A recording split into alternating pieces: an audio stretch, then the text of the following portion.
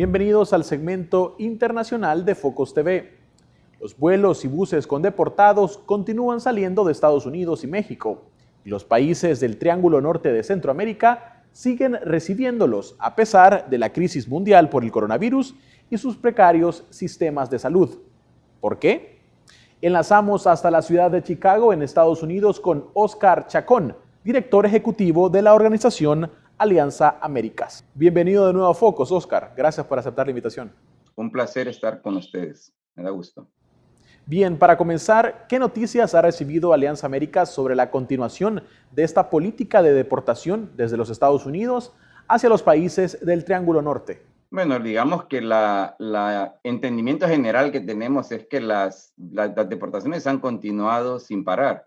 Hubieron quizás unos poquitos días en los que se suspendieron de manera muy temporal, pero han seguido vigentes. Es decir, que el cierre de aeropuertos que aplica a la población en general no aplica al caso de vuelos de personas deportadas provenientes de Estados Unidos. Esto demuestra, pues, que los gobiernos centroamericanos no han realmente cumplido con su propia ley interna, es decir, le han dado privilegio a la relación con Estados Unidos con relación a vuelos de deportados.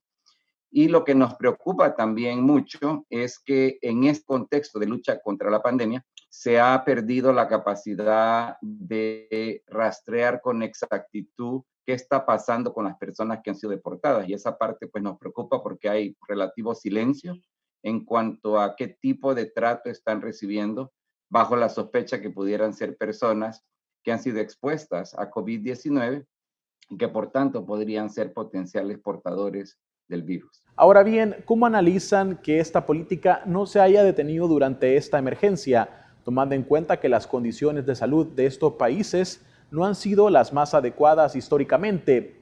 También, ¿qué está ocurriendo en su traslado? Si te mueves al momento exacto en que la gente es transportada para deportarles a sus países de origen, es obvio de que no se están tomando las medidas mínimas que se requieren para asegurar la minimización del potencial de contagio, del potencial de expandir el impacto adverso que pudiera tener COVID-19 en la población deportada, pero también en la población con la que van a entrar en contacto a su regreso a los países de origen.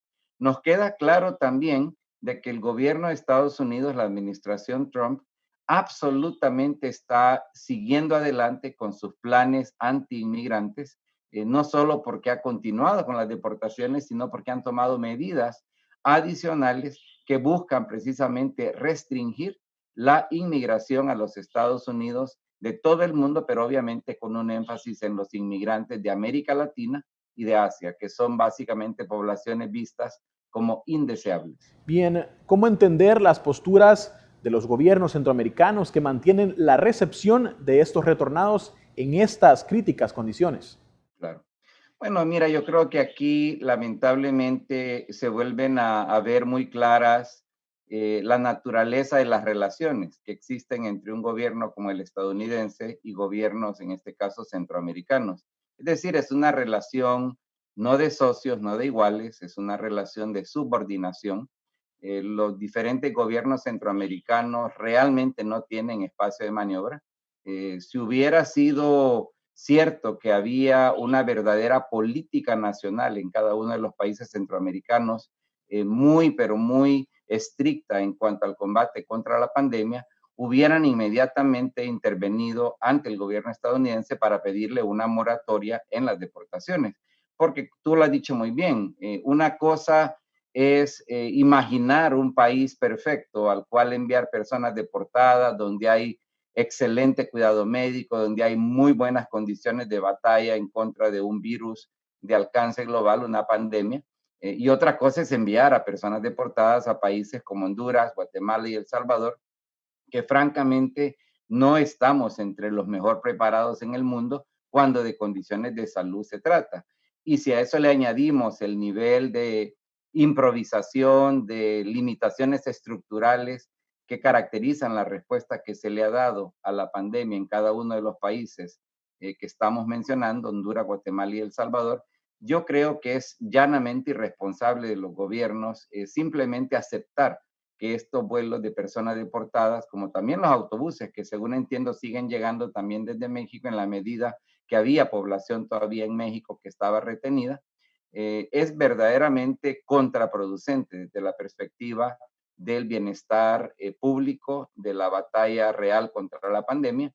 Y creo de que esto solo añade al descontento que ya se ha generado en varios países, especialmente en El Salvador, por las inclinaciones autoritarias que han tenido las medidas gubernamentales tomadas, en este caso, por el gobierno salvadoreño. Finalmente, Óscar, ¿qué acciones propone Alianza Américas? ¿Qué alternativas o salidas deben tomar los estados del Triángulo Norte de Centroamérica ante esta situación que, como manifiestas, afecta a la salud de todos? La triste realidad es que para que los países centroamericanos puedan salir mínimamente fortalecidos de este momento de crisis, la inversión fundamental debería de estarse poniendo en pensar de nuevo cómo reconstruir de pie a cabeza los sistemas de salud pública en nuestros países con un énfasis absolutamente fundamental en estrategias de prevención de salud. Porque hay que recordar, el COVID-19 es el desafío del momento, pero seguramente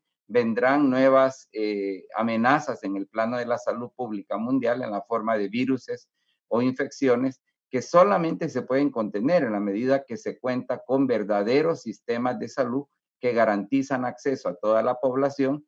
Y en este sentido, hay que ser francos, Estados Unidos no es de ninguna manera un buen ejemplo a seguir. Los países centroamericanos estarían absolutamente equivocados, suponiendo que el modelo de salud que hay que copiar, que hay que emular, es el de Estados Unidos, porque tú me preguntabas un poco sobre qué propuestas hemos planteado nosotros.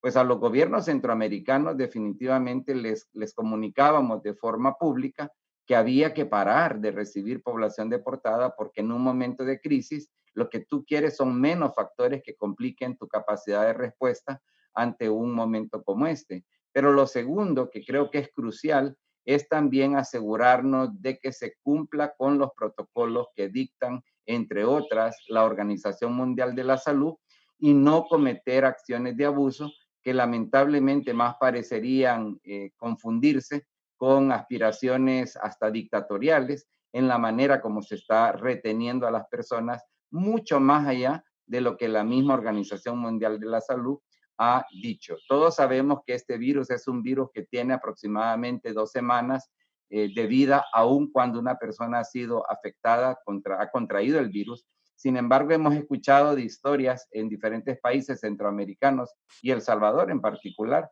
que hay personas que han estado por más de 30 días en estos centros. Entonces, creemos que es importante tomar medidas para reencauzar la respuesta desde una perspectiva de respeto a las reglas básicas de la democracia, a los derechos individuales de la persona que no deberían de estar en contradicción con la batalla contra la pandemia. Muy bien, muchísimas gracias, Óscar. Gracias por acompañarnos. Es un placer, gracias a ustedes. Con esto cerramos nuestro segmento internacional. Para más contenido, ve a focostv.com. Ya regresamos.